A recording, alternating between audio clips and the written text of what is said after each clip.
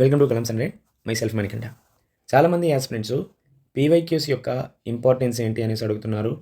అలానే పీవైక్యూస్ యొక్క సోర్సెస్ ఏంటి అనే విషయం మీద ఎక్కువగా అడుగుతున్నారు. కాబట్టి ఈ వీడియోలో ప్రీవియస్ ఇయర్ క్వశ్చన్స్ యొక్క ఇంపార్టెన్స్ ఏంటి, దీనికి సంబంధించినటువంటి సోర్సెస్ ఏంటి అనే వాటి గురించి మాట్లాడదాం.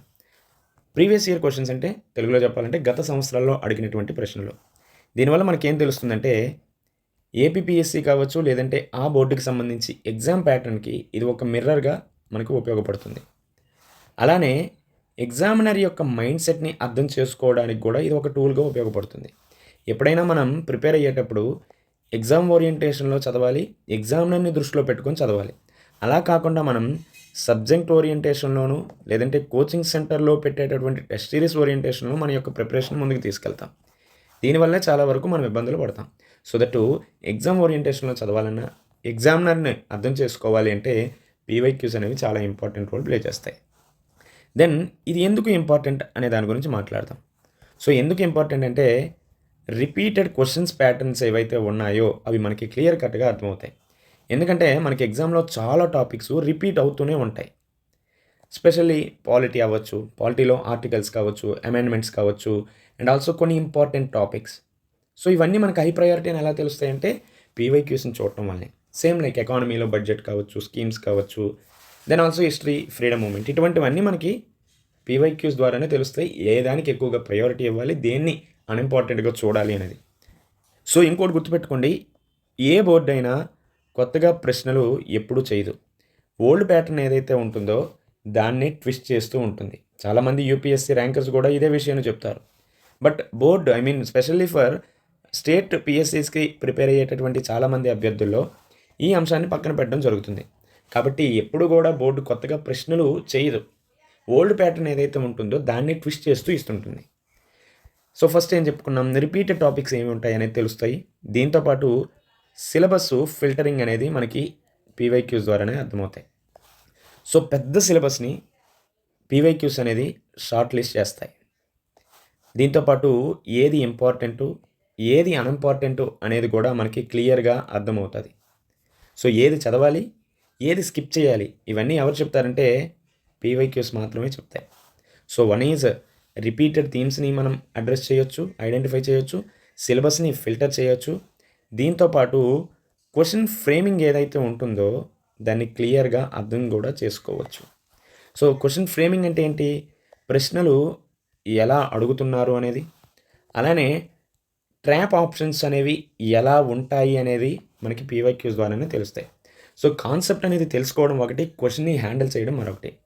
ఎందుకంటే ఇక్కడ చాలామందికి నాలెడ్జ్ ఉంటుంది, బట్ అందరూ కూడా క్లియర్ చేయలేరు. ఎందుకంటే కాన్సెప్ట్ తెలుసుకోవడం ఒక విధానం అయితే క్వశ్చన్ని హ్యాండిల్ చేయడం అనేది ఇంకొక విధానం అనేసి గుర్తుపెట్టుకోండి.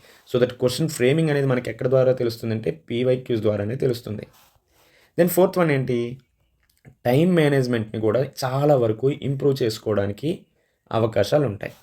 సో ఈ పీవైక్యూస్ని ప్రాక్టీస్ చేయడం వల్ల ఏమవుతుందంటే, ఎప్పుడైనా ప్రాక్టీస్ వల్ల ఏమవుతుంది, స్పీడ్ అనేది ఇంక్రీజ్ అవుతుంది. And also real exam feel అనేది కూడా వస్తుంది. సో దట్ దీనివల్ల ప్రాపర్గా టైం మేనేజ్మెంట్ కూడా చేయగలం. దీంతోపాటు కాన్ఫిడెన్స్ని బూస్ట్ చేసుకోవచ్చు పీవైక్యూస్ వల్ల. సేమ్ ప్యాటర్న్ క్వశ్చన్ సాల్వ్ చేస్తూ ఉంటే కాన్ఫిడెన్స్ ఆటోమేటిక్గా ఇంక్రీజ్ అవుతూ ఉంటుంది. కాన్ఫిడెన్స్ ఇంక్రీజ్ అయితే ఏమవుతుంది, ఎగ్జామ్ ఫియర్ తగ్గుతుందా, ఇంక్రీజ్ అవుతుందా? ఖచ్చితంగా ఎగ్జామ్ ఫియర్ అనేది తగ్గిపోతుంది. సో దట్ ఇలా కూడా పీవైక్యూస్ మనకి చాలా వరకు హెల్ప్ఫుల్ అవుతాయి. దెన్ ఆ తర్వాత చాలామంది యాస్పిరెంట్స్ చేసేటటువంటి మిస్టేక్స్ ఏంటి అనేది చూద్దాం.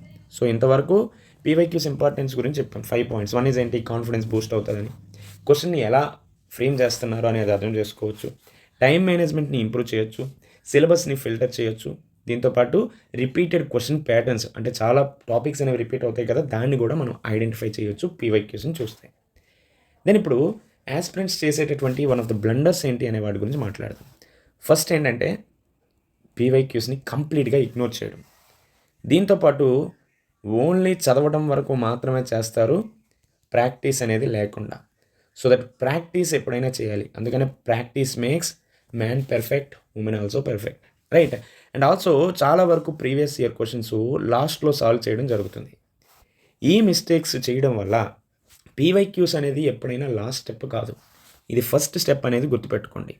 మీరు కనుక ఈ 3 మిస్టేక్స్ చేస్తున్నారు అంటే వీటిని ఖచ్చితంగా రెక్టిఫై చేసుకోండి. పీవైక్యూస్ అనేది లాస్ట్ స్టెప్ కాదు, ఫస్ట్ స్టెప్ అనేది గుర్తుపెట్టుకొని మీరు కొంచెం జాగ్రత్తగా వ్యవహరించండి. అలానే పీవైక్యూస్ని ఎలా యూజ్ చేయాలి అనేటటువంటి అంశం గురించి కూడా ఇక్కడ మాట్లాడదాం. సో ఫస్ట్ స్టెప్ ఏంటంటే, టాపిక్ చదివిన వెంటనే కూడా పీవైక్యూస్ చూడండి. So for example fundamental rights topic చదివాం, దెన్ దానికి సంబంధించినటువంటి పీవైక్యూస్ చూడండి. లేదంటే ఎకానమీలో నేషనల్ ఇన్కమ్ చదివాం, దెన్ దానికి సంబంధించినటువంటి పీవైక్యూస్ చూడండి. దెన్ ఆ తర్వాత స్టెప్ 2కి వచ్చేసరికి టాపిక్ వైజ్గా ఉండేటటువంటి వాటిని ప్రాక్టీస్ చేయండి. ఫర్ ఎగ్జాంపుల్ మనకి ఎకానమీ తీసుకోండి, మనీ అండ్ బ్యాంకింగ్. సో ఇదంతా టాపిక్ వైజ్ ఉంటుంది కదా. దెన్ ఆ తర్వాత పబ్లిక్ ఫినాన్స్, ఎకానమీలో అయితే ఇలా, దెన్ పాలిటీలో అయితే parliament, union executive, fundamental rights.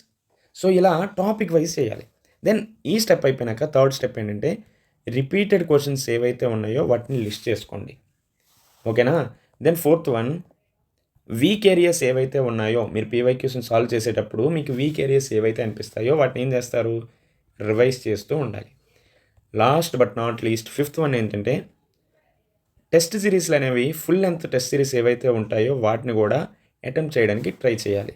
So that PYQs చూస్తూనే మన యొక్క సబ్జెక్ట్ని అర్థం చేసుకుంటూనే దాన్ని కంప్లీట్ చేసి రివిజన్ చేసి అల్టిమేట్గా ఫుల్ లెంత్ మార్క్స్ అనేవి రాస్తే చాలా వరకు యూస్ఫుల్గా ఉంటుంది. సో ఒకటి చివరిగా చెప్తున్నా, పీవైక్యూస్ చదివితే ఎగ్జామ్ అనేది గెస్ వర్క్గా ఉండదు, మనం కంప్లీట్గా ఎగ్జామ్ని ప్రిడిక్ట్ చేయగలం. సో చాలామంది గెస్ చేస్తారు, బట్ ప్రిడిక్షన్ చేయాలి అంటే ఏంటి అవసరం అంటే పీవైక్యూస్ అవసరం. సో ఇంకోటి గుర్తుపెట్టుకోండి, పీవైక్యూస్ బుక్స్ చదివితే మనకి ఏమొస్తుంది, నాలెడ్జ్ వస్తుంది, బట్ పీవైక్యూస్ చదివితే ర్యాంక్ వస్తుంది. సో ఇది మాత్రం మీరు ఖచ్చితంగా గుర్తుపెట్టుకోండి. మీ ప్రిపరేషన్లో పీవైక్యూస్ లేకపోతే అది ఇన్కంప్లీట్, అది మీ యొక్క ప్రిపరేషన్ కూడా సైడ్ ట్రాక్ చేస్తుంది అనేది గుర్తుపెట్టుకోండి. సో ఎవరైతే పీవైక్యూస్ని ఫస్ట్ స్టెప్గా తీసుకొని మొదలు పెడతారో వాళ్ళు ఖచ్చితంగా సక్సీడ్ అవుతారు.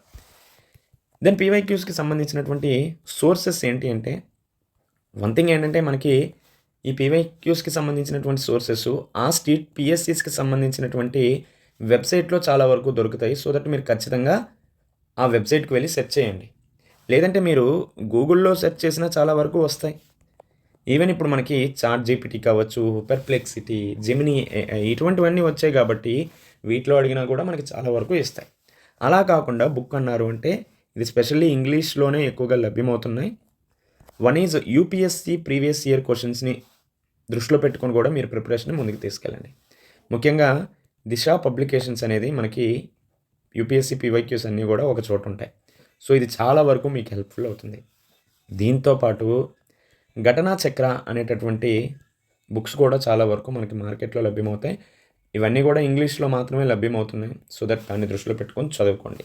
అటు పాలిటీ కావచ్చు, ఎకానమీ, ఇండియన్ హిస్టరీ, ఇవన్నీ కూడా మనకి ఘటనా చక్ర పేరుతో ఇంగ్లీష్ మీడియంలో లభ్యమవుతున్నాయి. ఈవెన్ హిందీ మీడియంలో కూడా ఉన్నాయి, బట్ మనకు అది అవసరం లేదు కాబట్టి ఇంగ్లీష్ మీడియంలో ఉన్నది మీరు తీసుకోండి. ఇఫ్ ఇన్ కేస్ మీకు ఇంగ్లీష్ వచ్చినా లేదన్నా అంత సోర్సెస్ ఒకే దగ్గర ఉండాలన్నా ఇది బెటర్గా ఉంటుంది. మేబీ మీకు క్వశ్చన్స్ ఈజీగానే ఉంటాయి, ఎందుకంటే సింగిల్ లైన్లోనే ఘటనా చక్రాలో ఉన్నటువంటివన్నీ ఉంటాయి. బట్ ఇదేంటంటే కొంచెం అనాలిసిస్గా సబ్జెక్ట్ ఓరియంటేషన్లో ఉంటుంది కాబట్టి ఇది యూపీఎస్సీ గ్రూప్ 1కి ప్రిపేర్ అయ్యే వాళ్ళకి యూజ్ అవుతుంది. అండ్ ఆల్సో ఇటీవల కాలంలో గ్రూప్ 2 కూడా యూపీఎస్సీ స్థాయిలో ప్రశ్నలు అడగడం జరుగుతుంది కాబట్టి మీరు యూపీఎస్సీ పీవైక్యూస్ను కూడా ప్రామాణికంగా తీసుకొని చదువుకోండి. అండ్ ఆల్సో ఘటనా చక్ర. తెలుగు మీడియంకి సంబంధించి ప్రాపర్గా మనకి మెటీరియల్స్ లేవు, చాలా వరకు మార్కెట్లో లభ్యమవుతాయి కానీ ఇవన్నీ స్ట్రక్చర్డ్గా లేవు. సో దట్ అందరికీ సజెస్ట్ చేసేది, ఇఫ్ ఇన్ కేస్ తెలుగు మీడియంలో కావాలంటే మీరు better Google, chat GPT, state పిఎస్సీస్కి సంబంధించినటువంటి వెబ్సైట్లో చూడండి. దెన్ ఈ ఇంగ్లీష్ బుక్స్ తీసుకున్న మ్యాక్సిమం మీరు అర్థం చేసుకోవడానికి ట్రై చేయండి. ఇఫ్ ఇన్ కేస్ అర్థం కాకపోతే మనకి ఈ సోర్సెస్ ఏవైతే ఉన్నాయో దానికి సంబంధించినటువంటి ఫోటో తీసి అందులో ఇస్తే అదే మనకి కంప్లీట్గా తెలుగులో ట్రాన్స్లేషన్ చేసి కూడా ఇస్తుంది కాబట్టి సో మ్యాక్సిమం మీరు ఇంగ్లీష్ బుక్స్ తీసుకోవడానికి ప్రయత్నించండి, స్పెషల్లీ పీవైక్యూస్, ఎందుకంటే స్ట్రక్చర్డ్గా ఉంటాయి.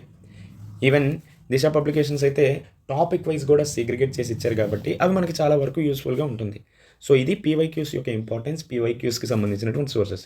సో ఇఫ్ ఇన్ కేస్ మీకు ఏమైనా డౌట్స్ ఉంటే కామెంట్ సెక్షన్లో తెలియజేయండి, దానికి అనుగుణంగా ఫర్దర్గా వీడియోస్ కూడా చేద్దాం.